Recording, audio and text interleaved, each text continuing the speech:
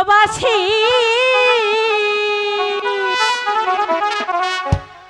এইখানে বসিয়া তোমার কাছে আইছি বন্ধু পাগলিনী হইয়া রে কাঁদে পড়া